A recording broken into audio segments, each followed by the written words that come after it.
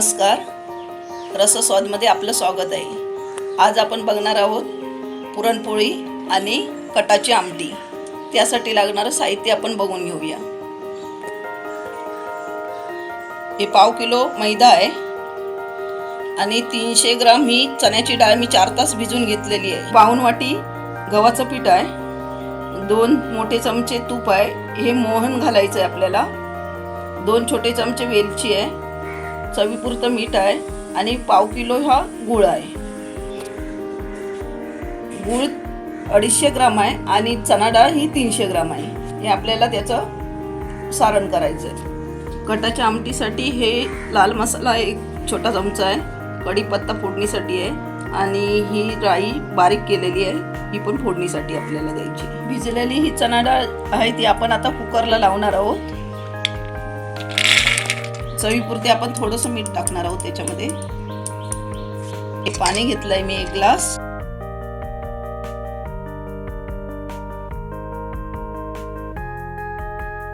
अजून थोडंसं आपल्याला पाणी घालायचं आहे. म्हणजे 1/2 ग्लास आपण पाणी वापरलंय यामध्ये. ह्याला शिटी आपण फक्त 2च द्यायची आहे. हा छोट्या कुकरमध्ये 2 शिटी द्यायची आणि मोठा कुकर जर आपण वापरला तर त्याला 1च शिटी द्यायची. हे पिठाच्या मोहनासाठी आपल्याला तूप गरम करायचं आहे. हे आपण मैद्याचं पीठ घेतलं आहे आणि त्यामध्ये हे गव्हाचं पीठ मिक्स करायचं आपल्याला. चवीपुरते आपल्याला मीठ घालायचं आहे. हे मोहन आपल्याला पिठामध्ये सोडायचं आहे.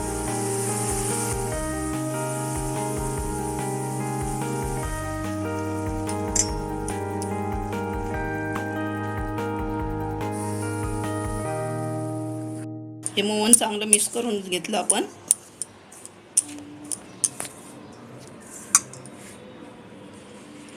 हे आता आपण थोडंसं पाणी घेऊया. 1 ग्लास पाणी मी घेतलेलं आहे. जेवढं लागेल तेवढंच पाणी आपल्याला ओतायचं आहे. आणि हे मोहन ह्यासाठी घालायचं की मोहन घातल्यामुळे पुरणपोळी एकदम खुसखुशीत होतं. खायला पण खूप सुंदर लागतं. मग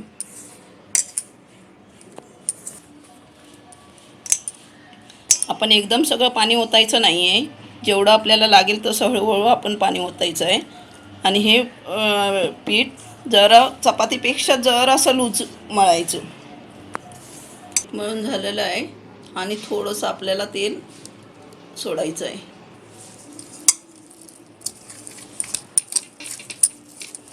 हे आता पीठ मळून झालेलं आहे. आता ते पुरण आपल्याला कुकर लावलेलं आहे. ते पुरण आपल्याला तयार करायचं आणि हे पीठ आपल्याला आता सेट करायला ठेवायचं आहे. तर हे पीठ आपण मळते वेळी जरा लूज मळायचं, नरम. आणि पुरण जे आपण बनवणार डाळीचं ते जरा घट्ट पाहिजे.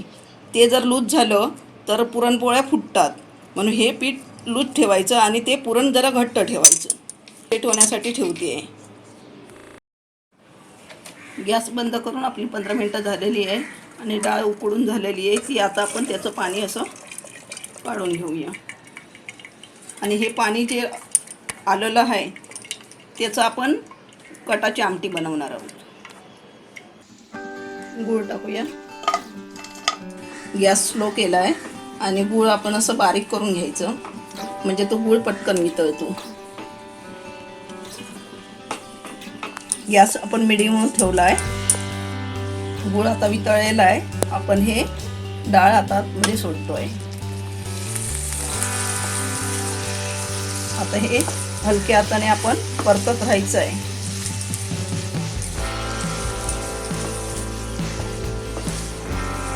गॅस मिडियम वरती ठेवलेला आहे.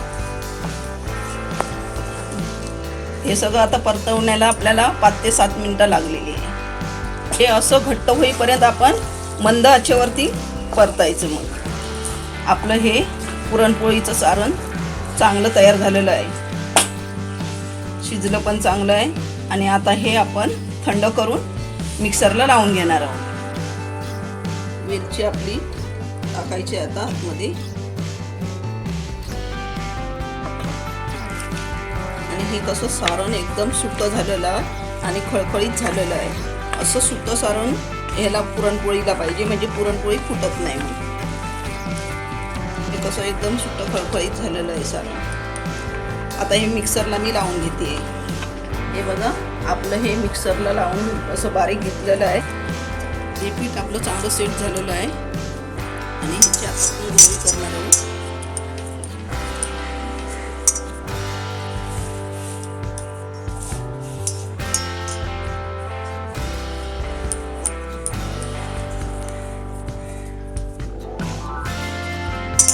आपण गोळा घेतलाय.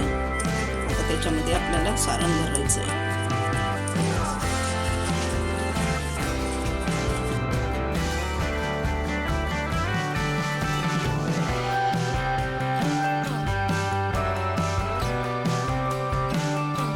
हे भरते वेळी हे पुढचे जे पाती आहे ते पातळ करायचे आणि मधचा भाग जो आहे हा जाड ठेवायचा, म्हणजे पुरणपोळी फुटत नाही. मग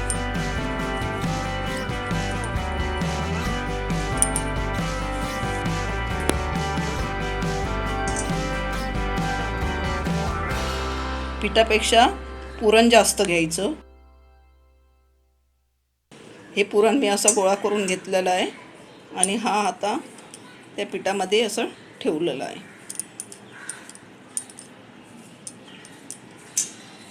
जसं आपण मोदकाचं सारण भरतो तसंच आपल्याला हे पुरणपोळीचं सारण भरायचं आहे.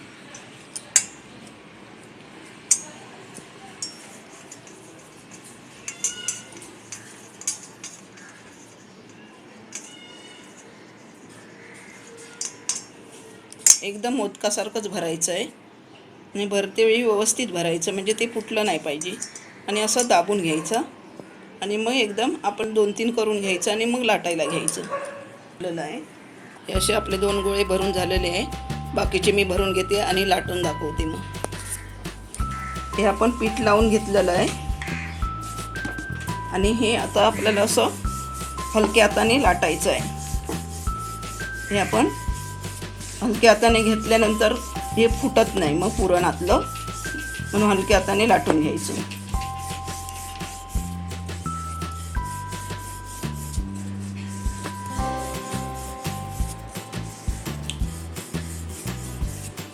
मी गहू आणि मैदा मिक्स घेतला आहे.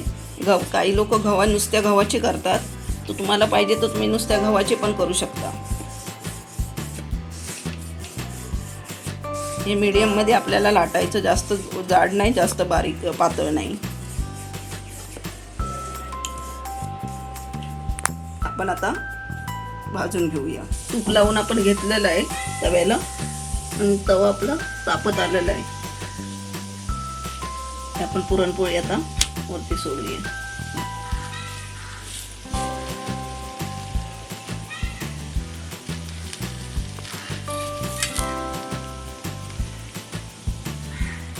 आता ही परतून टाकूया. चारही बाजून असं आपण फिरून घ्यायची, म्हणजे ती चारही बाजूने चांगली भाजते.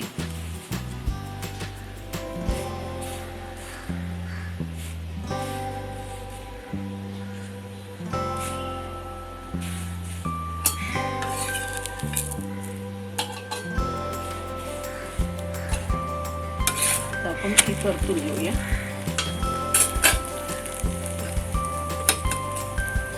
वरून आपण तूप लावूया.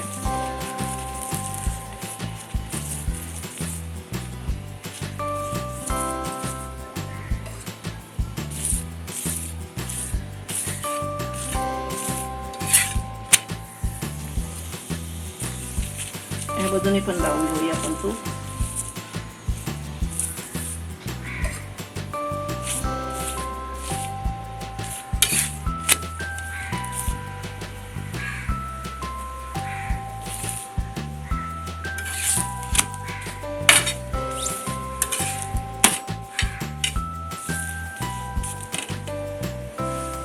आता आपली चांगली ही पुरणपोळी खरपूस भाजून आलेली आहे. हे जे डाळी आपण उकडून घेतली आहे त्याचं हे पाणी आपण फोडणीला देणार आहे. त्याच्यामध्ये आपण थोडंसं हे सारण टाकणार आहोत आणि ही कटाची आमटी त्याची आपल्याला बनवायची आहे. तेल 1 चमचा टाकलेलं आहे आणि आपलं तेल आता तापलेलं आहे. लसूण आपण फोडणीला दिली आहे. लसूण आपण ठेचून घ्यायची आहे. मी 5 पाकळ्या घेतल्या आहे. कढीपत्ता टाकूया. ही राई, कोथिंबीर, हे चांगलं सगळं मिश्रण आपण ढवळून घेऊया. हिंग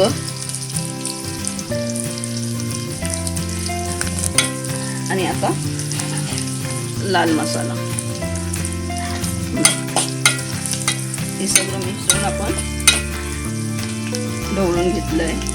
आणि आता हे कटाची आमटी जे आपण पाणी ठेवलं आहे सगळं ह्याचं डाळीचं, ते फोडणीला द्यायचं.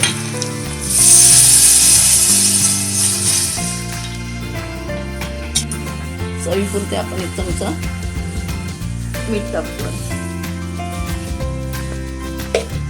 आपल्याला गोड पाहिजे असेल तर आपण थोडं गूळ टाकू शकतो त्याच्यामध्ये. मी थोडंसं सारण टाकलं आहे, म्हणजे सारणामध्ये तो गूळ तर होताच, म्हणून मी आता काय गूळ टाकत नाही आहे. तुम्हाला पाहिजे तर तुम्ही टाकू शकता. आणि ह्याला आता उकळी काढूया. कटाच्या आमटीला कड आलेला आहे आणि तिखट आणि गोड अशी आपण आमटी बनवलेली आहे. चांगली उकळी आलेली आहे. आता मी तुम्हाला सर्व करून दाखवते. पुरणपोळी आपले बनून तयार झालेली आहे आणि हे तुम्हाला मी दाखवलेले आहेत. आणि त्याबरोबर ही कटाची आमटी पण दाखवलेली आहे. एकदम पुरणपोळी चांगले खुसखुशीत पण झाले आहेत आणि चवीला पण खूप सुंदर झालेली आहे. ही रेसिपी तुम्ही नक्की करून बघा आणि मला सांगायला विसरू नका. हा व्हिडिओ आवडला असला तर लाईक करा आणि रसस्वादला सबस्क्राईब करा. धन्यवाद.